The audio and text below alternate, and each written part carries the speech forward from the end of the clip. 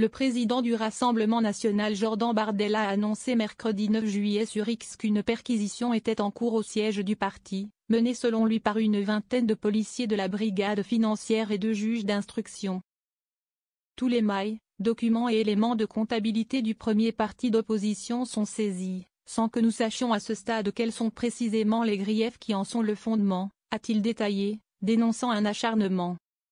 Selon les informations du Monde, la perquisition fait suite à l'ouverture d'une information judiciaire en juillet 2024 sur des soupçons de financement illicite des campagnes du RN aux élections présidentielles de 2022 et européennes de 2024.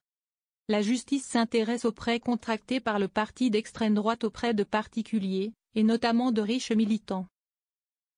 Ces prêts accordés aux partis politiques par des particuliers sont autorisés, selon des conditions précises et avec un plafond, mais le RN est le parti qui les a le plus utilisés, selon le président de la CNCCFP, Christian Charpy, comme le rapporte l'AFP. Ces dernières années, le parti à la flamme a concentré une forte majorité de ce type d'emprunt, 613 en 2021 sur un total de 764 tous partis confondus, puis 425 en 2022, sur un total de 492, et encore 96 en 2023, sur un total de 123, selon ce responsable. Des soupçons de dons déguisés.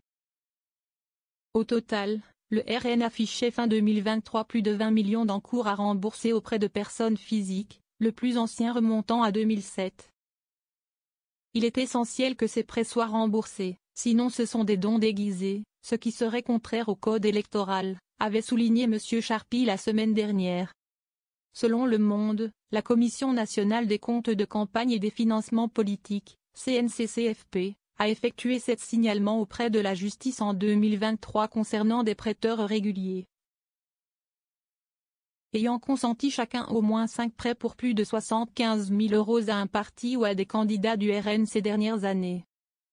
Selon BFM TV, les investigations portent aussi sur des supposées factures qui auraient été gonflées pour être ensuite intégrées dans les demandes de remboursement forfaitaire par l'État des dépenses de campagne.